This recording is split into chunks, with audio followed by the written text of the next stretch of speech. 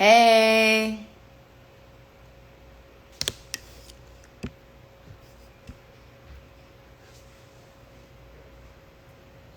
Hi, guys.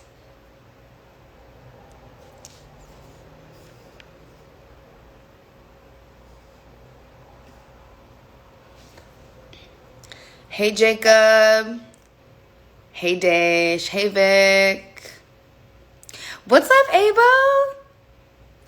Welcome, welcome. Who's ready to vote?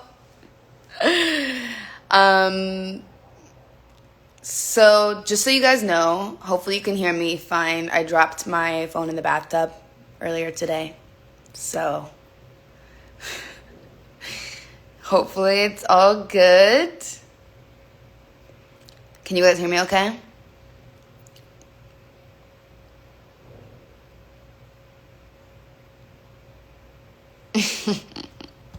Okay, good. You can hear me fine.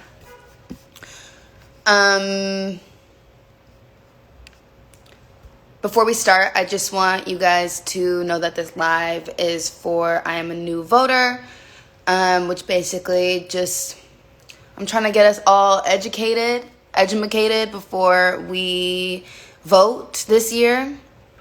I didn't vote in the 2016 election because I didn't get my absentee ballot in time, and I felt like it was all my fault. So I'm here every week for the next couple weeks up until the election to make sure that doesn't happen. We know how to vote, what the fuck we're voting on, and who the fuck these people are that would be filling these positions. In really plain language so everyone can understand. I also want you guys to remember, if you haven't seen this yet, this will be the first time hearing it, but I want to remind you guys to go to ballotready.org because it's really great. You can build like your own ballot cheat sheet basically. And it shows you all the candidates, all the different things that you'd be voting for, and gives you a breakdown on each person and what they're endorsed by, or what they're endorsing. Still don't know. It's probably something I should ask Aaron today. And the things that they believe in, and it gives like real quotes and real articles. So go to ballotready.org. I'll put it in here before I pin something else, because I'm going to have to pin a couple things today. Ballot. See, and I got these nails on. I'm not used to nails anymore. Ready.org.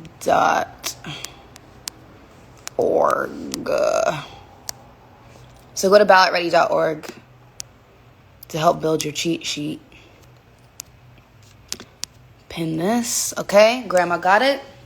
Also, check your voter registration at kianaledé.com/vote. Hey, Chels. And one more thing before I bring Aaron in here. If you have any questions or any comments or anything you guys want to talk about in regards to voting and registration or whatever, feel free to comment and ask questions in a little question and answer thingy. And I'll make sure I'm monitoring so that Aaron can answer the questions for us because she knows more than I do. Erin Geiger-Smith is who I'm bringing on today. She's the author of Thank You for Voting and the campaign Young Readers Edition.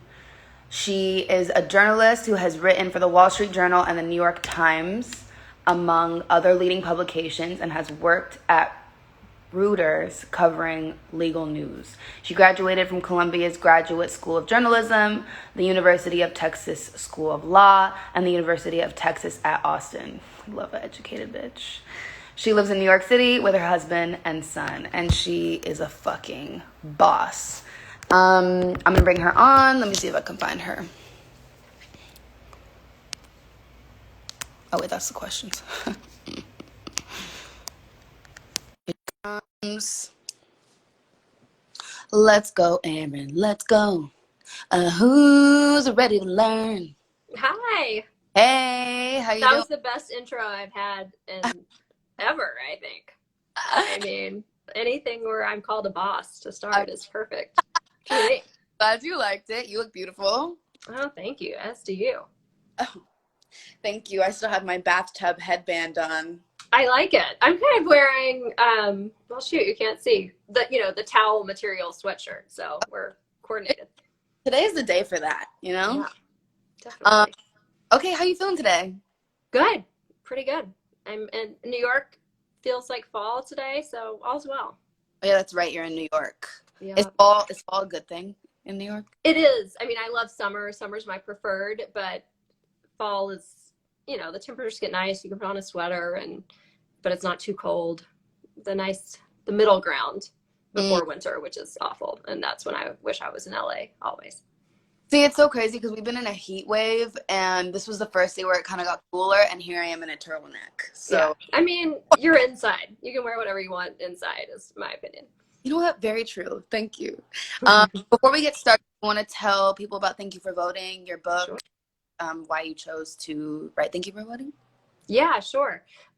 So after 2016, I had just so many questions, not necessarily about the outcome, but what had happened with polling, because people thought Hillary Clinton was going to win and then she didn't. And so I wanted to learn what happened with that. Because I'm a reporter, I wanted to think more about how the media had affected that election. Mm. And then I thought that I knew plenty about the Electoral College because, I did go to law school and I covered legal news and all of those things. And I realized I just didn't know that much. And so I wanted to know more about that. And then I saw turnout so low and I became obsessed with that.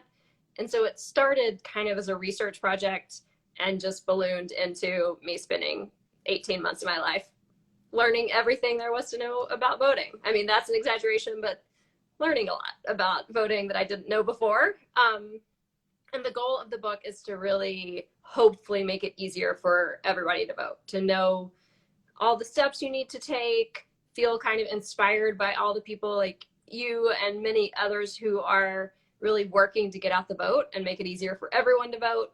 And then I end it with explaining things like the Electoral College and polling.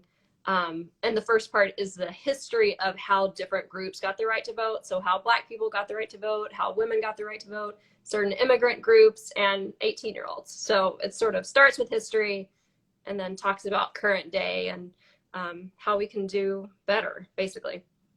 Wow, that's amazing. I mean, and it's really great to hear that you literally went to school for this shit and you still were confused. Yes. No, people either feel nervous that they don't know enough or they think they know everything and they really don't.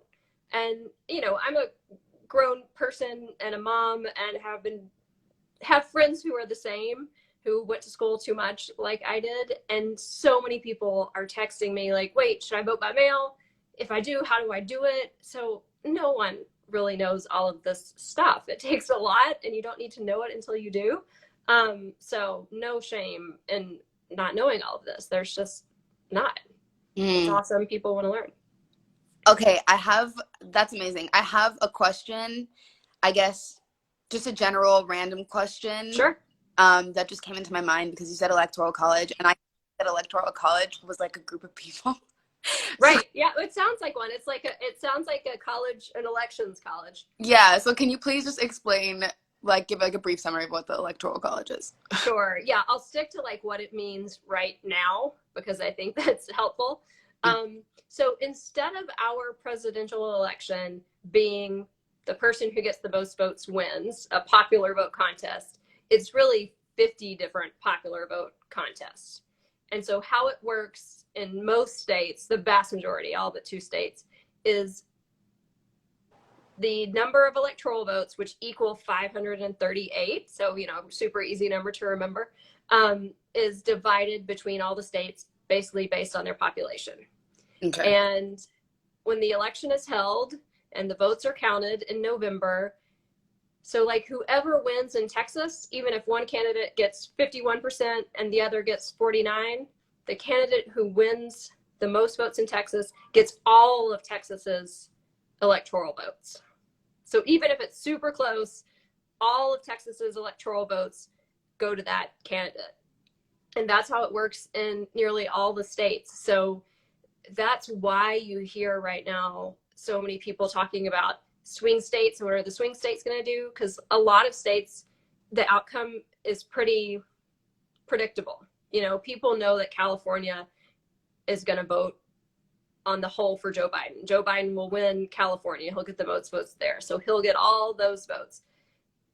On the other hand, people know that Donald Trump is probably going to win Oklahoma, or he is going to win Oklahoma. And so he'll get all of Oklahoma's votes. So the only states that people really watch for the presidential election are states where it's unclear who's going to win. It's close every time. So Florida and Iowa, Wisconsin's close usually, Pennsylvania's close usually, and whoever wins those states will have enough to tip them over the electoral college vote number that you need to win, which is 270. So it's still, I mean, that's like the simplest explanation, and it's really confusing.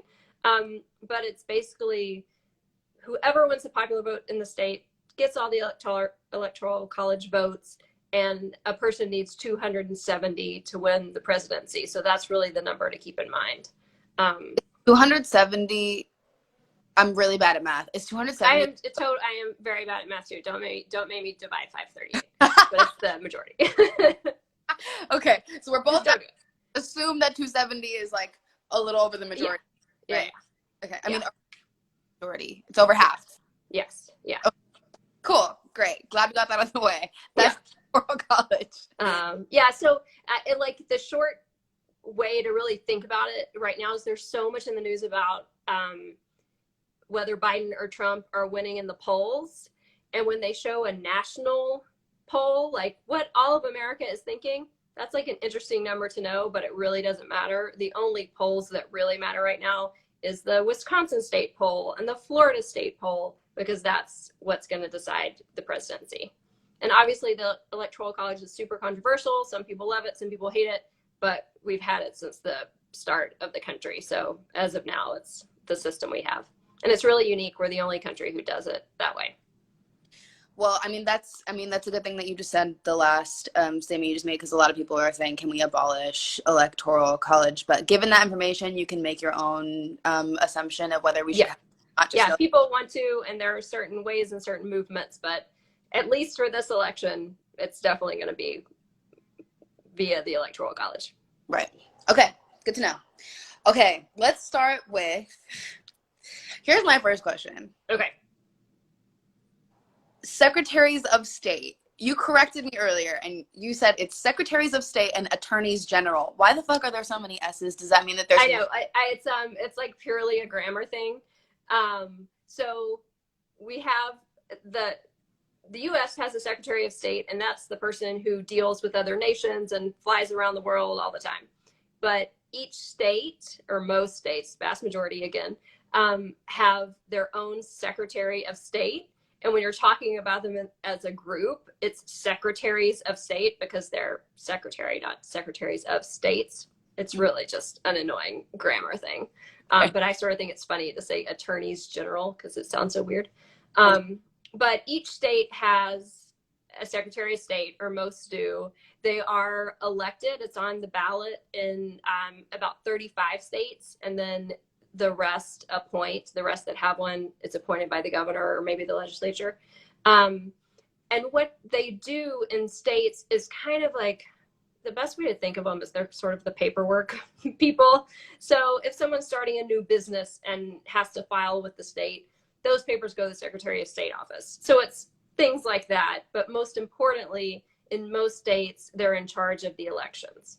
And so that's why, especially around elections, you hear way more about what Secretary of State's offices are doing than you usually would, because they can impact so much how convenient it is to vote or how inconvenient, all of those things. So that's what the main thing you need to know about Secretaries of State is, that they help run each state's election process.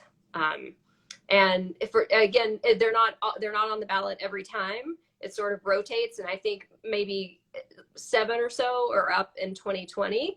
But if it's not up now, it'll come up pretty soon. They usually have 4-year terms. So they run elections. That's what's to know about them, and they can make it easy. Like they can run education programs to tell everyone how to vote by mail, or some can make it hard and they say, no, you know what? you can vote by mail if you want, but we're only going to have one drop box in every county in the state. So they can have a lot of logistical impact. So it's always a good idea to keep your eye on what your Secretary of State is up to, and really think about that when you go to vote. Wow, I feel like you just answered all my questions within like a sentence. That was great. Oh, good. I'm glad. Literally. Yeah, Secretary of State, it's not something you need to spend a ton of time on. I mean, don't tell all the secretaries of state out there, but really knowing that they are generally in charge of the elections is the most important thing you need to know about what they're up to. Okay. And just, can you give us an example of something that they would do outside of election time, like on a daily, when they go into the office, Sure. What do they do? I mean, I think the main thing outside of elections is sort of the business angle of things. So if a company applies to be a certain type of business, like someone signs up and says, I'm going to sell people basketballs, but really it turns out they're a totally fraudulent company that's selling nothing or tricking people, the Secretary of State is one of the groups that would be involved in straightening that out. Gotcha. And they usually work really closely with the governor of the state. And sometimes they're actually second in line after the governor. Should something happen to the governor, sometimes it's the Secretary of State. So it is a really powerful position. And that's what they do. Okay. And we elect them. In most states, yeah. I think it's 35 do elect, and then in the other states that have them, which is most states, they're appointed. So it's sort of in those states, and you can look up on Ballotopedia, look up what your state does. But in those states, it's something to think about when you're deciding to vote for governor. You'll know that they might pick the Secretary of State who oversees elections, and that's something obviously we all care about. Okay. And that's state by state. So, and you just mentioned it, which is amazing. I'm going to put it on here too. Ballotpedia.org. Yeah. And that'll describe a little more what they do, and it'll tell you if it's up in your state in 2020. So it has a list right near up top, I think. I spent a lot of time on there this morning because I loved how they broke it down for each state. It's great, right? If you have a question about any office, that's a really amazing site. Yeah. Okay. I just pinned it, you guys. So if you have a question about your state specifically, and if the secretaries of state election, it's fun to say, come on, appointed or whatever, just go to ballotpedia.org, and it really spells it out for you in a list, and it's great. Okay. Next thing, attorneys general. What the fuck? All right. So this is another thing where we have our national attorney general, and then each state also has their own. And most of them are elected. I think it's more than 40 that are elected. And they're basically, the way to think of them is they're the chief lawyer of the state. So any of the things lawyers do, whether it's criminal law or it's companies fighting it out, or again, if a company does something wrong, they're going to have to answer to the attorney general. Why it's important to voters is because they have a lot of power on what legal priorities a state's going to have. So that might be a state really wants to focus on civil rights and make sure that all the agencies within the state are hiring enough people of color, or that there aren't any discriminatory hiring practices.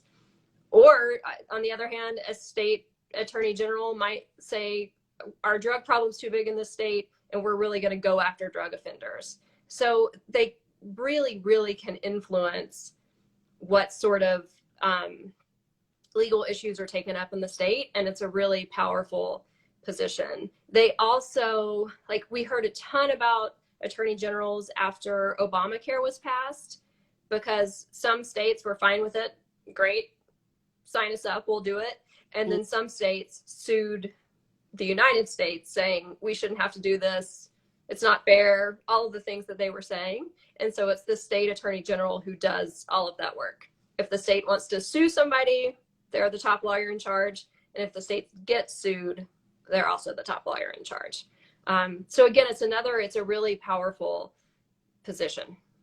So they kind of sit in between the, is it federal or executive and state? It's like they're separate. They're totally separate, except they can work together or they can battle it out. But they don't have like they don't really have overlapping responsibilities because the state attorney general is in charge of the state law that's going on, and the U.S. attorney general oversees the federal side of things, U.S. law. Right. But that said, they can, if there are policies that both that state and the U.S. attorney general really want to push forward, they definitely can work together. But they also can operate totally separately, and then sometimes are really at odds. And is there one national attorney general, or is there multiple? There's one. We have one U.S. attorney general. Right now, it's Bill Barr is his name. So he's in charge of everything federal, and then each state has their own as well. With a lot of different offices like this, there's a federal person who's in charge of all the United States stuff, and then there's an individual one for each state. Sort of like, we just call it different things, but governors are essentially the president of the state. And so that's how it kind of works with all these other positions too. Okay. And I seen when I was doing the research with Ballotpedia that there was 51 attorneys general. Is that correct? I don't think that Washington D.C. has their own.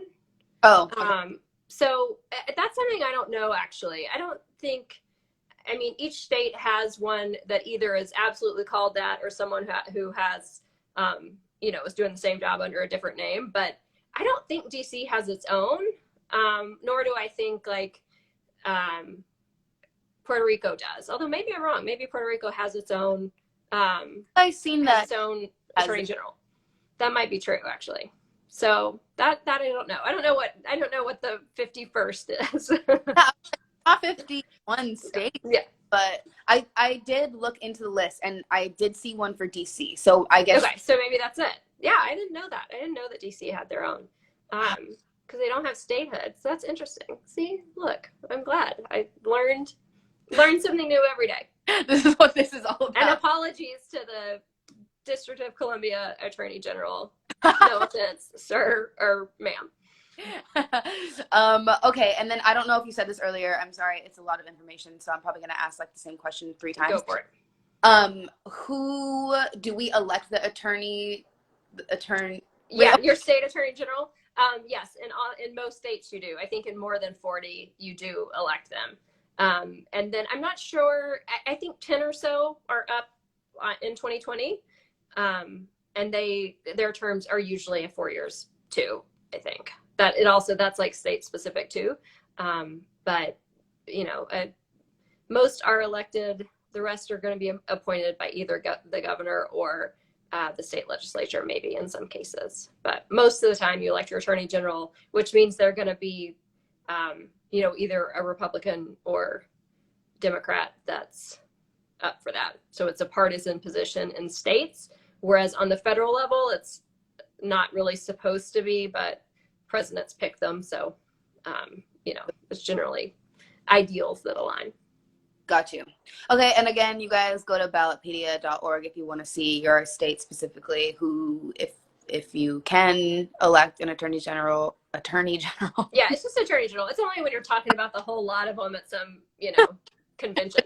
General, this year during this election, or who your present attorney general is. Right.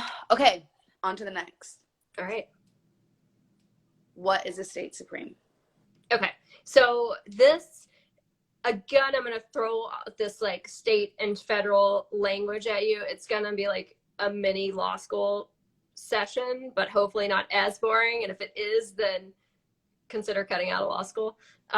Although maybe not, you can probably get through it. But we have 2 court systems in the state, two main ones. So there's the federal courts, and that's all the U.S. courts, and that's who the Supreme Court justices. Ruth Bader Ginsburg, she was on the U.S. Supreme Court, and that's the top court in all the land. But every state also has a state Supreme Court that hears cases that just involve state stuff. So both in this U.S. court system and in the state court system, you have the lower courts that are just like the first place.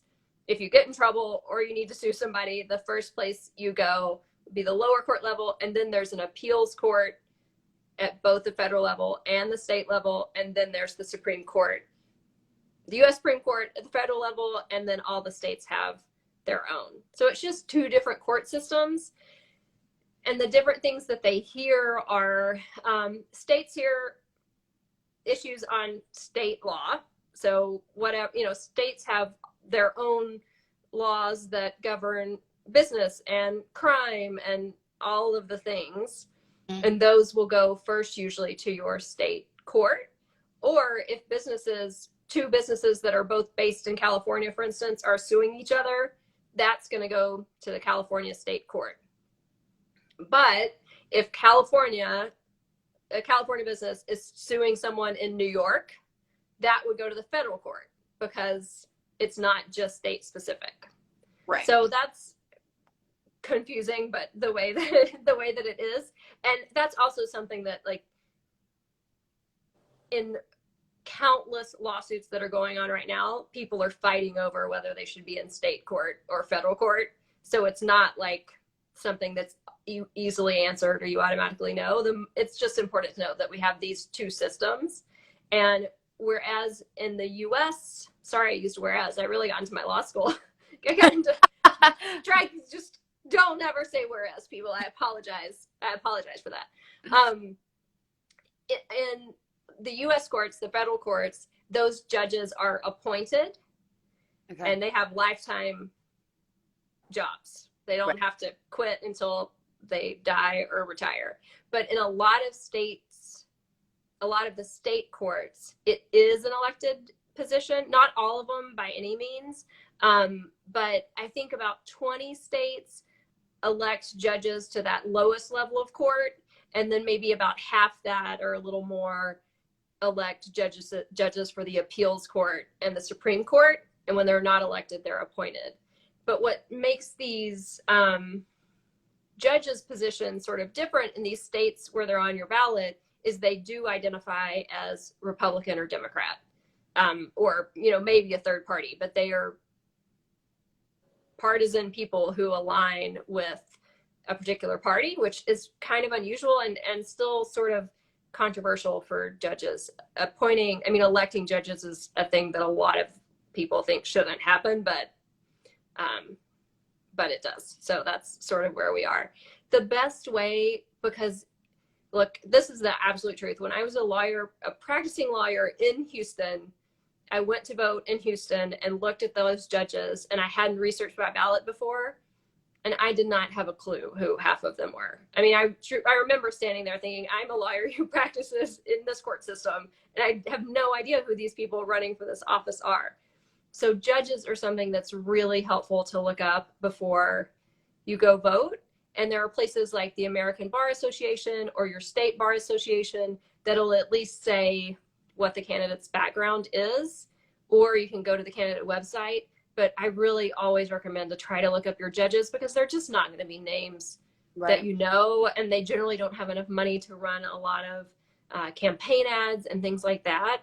So judges are something that you do kind of have to do a little work for if you want to know, about them individually. Otherwise, when they're elected, they usually do identify with one party or the other. So if you definitely want to identify one party or the other, then that's a way to give yourself less work. But I find it so uncomfortable when I show up and have no idea who the people are on the ballot. So judges are just, you always have to research them. Yeah. And again, you guys can go to ballotready.org. It breaks that down for you too. Wow. So judges can identify with the political party, which is really interesting, because if say you're somebody who, I don't have a good example, but has like this, okay, what am I looking for? Gun reform. Sure. Typically, Republican candidate isn't really for gun reform, typically. Oh, yeah. So find out whether they're Republican or Democrat. If you're a Democrat and you're like, ooh, I really care about gun reform, this person, if they had blah, blah, blah, and owned a gun illegally, if they went to this court, they might Yeah. not look. That's definitely true.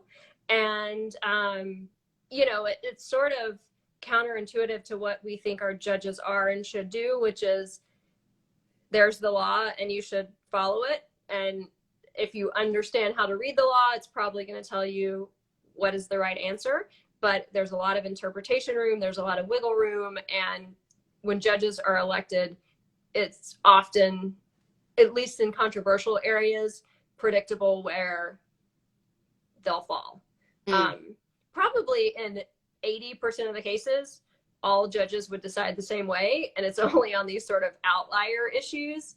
But you might have some judges who are very strict on sentencing, and then you might have other judges whose platform is to be more lenient and favor rehab over a sentence for a drug conviction. So if you look them up and go to their website, hopefully you can get a little bit of an idea of their vibe. Because they're judges or running for judge, they're not totally out there on what their opinions are often. So you kind of have to read between the lines a little bit. But you might know in general, if someone was a district attorney, sometimes that means they're more conservative in their beliefs on sentencing and things like that. Whereas if they were a defense attorney, they might be more lenient. I mean, that's not foolproof, but it's a way to kind of, if you read their background, to kind of think through what that might tell you, even if you don't, even if they're not being upfront about it. Right. But I do think voting for judges is a really difficult thing to do. And it's just a fact that it both takes more work and it's hard to know exactly what a judge's position is. Right. Okay. Good to know. Okay. Wow. By the way, you guys on the comments who are saying that I look lost, I am. That's what this is about. I'm sorry. I don't want you to be lost. No. It's good. Like, it's not you. You're explaining everything. I'm not bored. I'm a little lost, but I'm learning, and I take a while. It is a million things. I mean, I think to make everyone sort of, you as well, and everyone kind of relax about these particular, the Secretary of State, Attorney General, state and federal courts, what they do is really complicated. But if you go to their websites and just get a little bit of what their vibe is, that's probably helpful. And then the other thing you can do for these positions is go to your local newspaper's website and see who they endorse and why. And that also might help you. So you don't have, for positions like these that no one in the world has enough time or knowledge to really dive totally deep in, it makes a lot of sense to find a news source that you trust and see what they're saying about it. So, and most local papers will have endorsements for nearly everyone on the ballot. And so that's a way to figure it out without having to figure it all out yourself. Got you. Thank you so much. Super helpful. I hope so. Which is why my face looks like this. You can send me any questions and I will help you out. You can get your ballot and we'll go through it together. And Californians is long, so we'll have to know that. But, or divide it up with friends. That's the other tip is, if your ballot's too long and overwhelming, get 5 friends, assign everyone a task, 5 friends whose political opinions you trust, and you can help each other know how you're going to vote for all of these millions of positions. Good tip. That is something that we've been told a few times by some other panelists, is to have little ballot research parties and do it together. I really think it's helpful. It's hard to do all this alone. It really is. And this is coming from somebody who studied law. So you guys. Yes, for sure. Listen, the state and federal court is something that, like, people get confused about, and I'm not kidding, people fight over it constantly. Usually the first battle in any lawsuit is one side saying you should be in state court and the other in federal. So even if you understand it, you can't always, there's plenty of wiggle room. Right. Okay. And I just want to rewind a little bit to Sure. Attorney General also deals with police reform, right? Yes. Yeah. Okay. They're the top lawyer, and those things go really close together. And, in recent police shootings that have been in the news, attorney generals might weigh in on whether they think there should be a prosecution. And I think, in the Breonna Taylor case, that was the attorney general kind of is believed to have tipped the scales in that, or at least, weighed in. So attorney generals, state attorney generals really do have a lot of power on what the state wants to fight and do. Even like in the case of when gay marriage litigation was going on all over the state, all over the country before gay marriage was legal, attorneys general for many of the states took a side and were either like, yes, we should do this in our state, or no, we shouldn't, and either supported lawsuits trying to legalize gay marriage or fought them. So again, they work hand in hand with the governor usually and have similar ideas of what they should be, but they have a lot of power and deal with a lot of things that are really important issues right now. Which is why it's important to vote, because then we're able to at least have a hand and have a say in who is keeping these people in check, which is very important. As you know. Yeah. Okay, I just wanted to touch on that because Yeah. it's a very important issue to me, and I think to a lot of people right now, as it should be. So it's good to know that attorneys general is, which is why.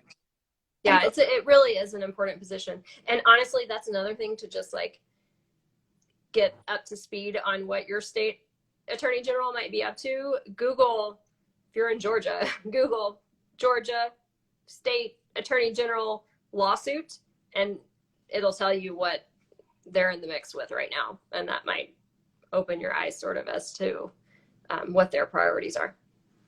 Got you. Okay. I have a couple more things. Okay. The appellate, is that how you say it? Appellate court? Yeah. And that, you know what, the beauty is we kind of already covered it. So it's the middle, the appellate court are just the appeals court.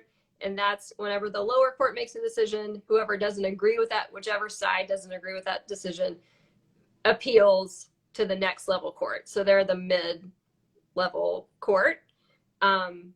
And then whoever loses there might then appeal to the Supreme Court. So the appellate courts are just in the middle. And again, in some states they're elected and other states they're appointed. So you just kind of have to see what your state does. But so all the time, the biggest cases in the news that are appeals court, they'll say a U.S. Court of Appeals, and that's the U.S. side. And then these are just the same tier in the state court system. So got you. Okay, random question. What is Judge Judy? What is Judge Judy she was at some point, I believe, a judge in one of those lowest, like the first tier system. I believe. Someone might have to fact check me on what Judge Judy is. Now I think she's pretty much a TV judge, but she was a judge. I think at the lowest level courts in New York, I think. Okay, just curious. Yeah. But mostly she's for TV. She makes way more than any judge ever dreamed of making in their entire life. That's what Judge Judy did.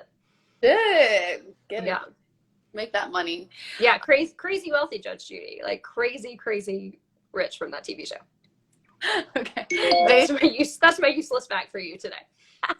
Daisha, one of my friends slash fans said, "What made you think of Judge Judy? Help! I don't know. I just always wondered what kind of judge she was, and if she I was." mean, I bet she might be the most famous judge, you know? She really is. It's when people started I think when people start attaching judge to their name is probably um when they've stepped out of their regular um their legal clothes and put on their TV clothes. Got you. Okay. Good to know. Although I think maybe now Ruth Bader Ginsburg is as famous as Judge Judy. Um, you know, I think. I don't know if we've actually held a poll if that would turn out right, but I'm gonna stand by it. Okay. I have another question. This is also not tied to the state supreme attorneys general. Okay. And whatever else we talked about today, which was amazing. Thank you. This question actually has to do with political parties. Okay. I was told before that, like, I think by some skeptical people that you shouldn't put a political party, but then I was also told that if you put a political party when you're registering to vote, sometimes you can only vote with that same political party, or That's you right. things. So this is another obnoxious thing where you have to see what the rule is in your state, but some states have closed primary elections, and that means that you can only vote in the primary if you're registered for that party. So New York, for instance, is a closed primary state. And so if you haven't registered as either a Republican or a Democrat, then you have to sit those primary elections out. And the primary elections are when each party chooses their candidate. So, like, if you want to vote, you need to check if your state has closed or open primaries. If they have open primaries, then choose a party, don't choose a party, whatever, and you can still vote in the primaries. But if you live in a state with closed primaries, you probably really do want to choose a party so you can participate and, you know, help choose who your party's nominee would be. It is, I mean, I don't really see a reason not to choose one. It is public information. That's, you know, whether you're registered to vote is public information. And if you're registered with a particular party, it's public information. Though for the vast majority of people, no one's really going to be interested enough to check out where you fit in. But that you just need to see what your state rules are. And I think if you have a closed primary system, it's really important to choose one so you can make sure and, you know, vote. If you don't choose one, then you can't vote in the presidential primary or the primary for governor or your congressman or your senator. And you don't want to sit those out. Got you. And if you are, if you why can't I think of my If you're independent, yeah. If you're independent or if you're Green Party, sure. Okay. If you're a Green Party person, can you still vote in the primaries and whatever else? If it's a closed party, then you can only vote for your party's nominee. But sometimes, like, I'll use Bernie as an example, although I'm not really sure if he was actually listed as a Green Party candidate. But sometimes to allow more people to vote in those closed party systems, the candidates will be listed with one of the other parties that sort of most aligns. And so you just kind of have to know what the rules are in your state. But then if you are registered as an independent and you live in one of the open primary states, it's going to be no problem and you can register. And if you really are a political independent, then, you know, maybe sitting out the primaries is a sacrifice you're willing to make, but it just depends on what your state rules are and, you know, if you want to vote in your primary elections. But primary elections are really, really important, especially if you live in a state that's mostly red or mostly blue. The primary elections are kind of the main election for a lot of offices. So like here in New York, whoever wins the Democratic primary in New York City is going to win the election, more or less. So the primary elections can be super important, especially for things like Congress and local mayors and things like that, if your city leans particularly red or blue. Okay. Wow. That was a lot of really, really helpful information. Wait, people I are hope so.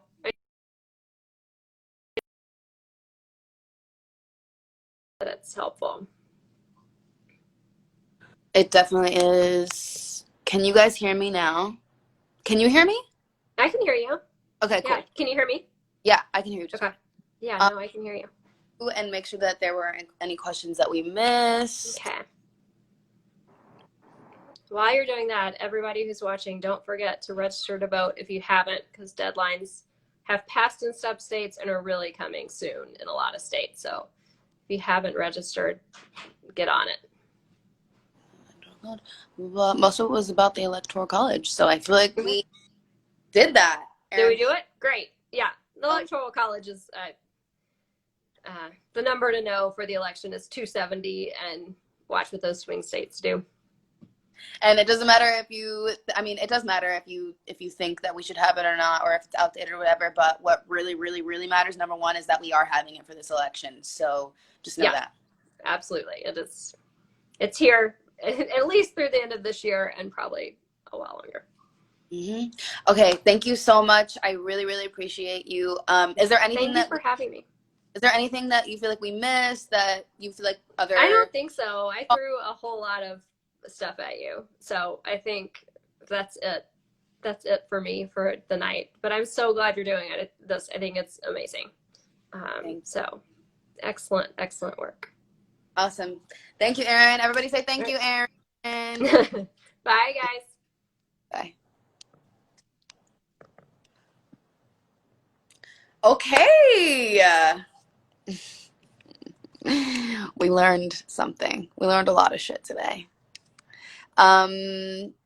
Just remember, I hope I answered all of your guys' questions. Okay. Just remember that we're doing this every Wednesday. Next Wednesdays is going to be at the same time. And just remember to register to vote. If you need to go to my website, go to kianaledé.com/vote and make sure that you're registered. And you can request a mail-in ballot. A lot of people are doing it. It's what the cool kids are doing these days. So request a mail-in ballot. And get your ballot cheat sheet together at ballotready.org. Also, if you want to learn, which you should want to, if you want to learn more about your specific state's information and candidates and whether you guys are voting or it's being appointed on attorneys generals, whatever that is, and state secretaries of state, go to ballotpedia.org. It's down there. I know. Sorry, I dropped my phone on the top, you guys. I hope you could hear me the whole time. I'll see you guys later. Have a good rest of your day.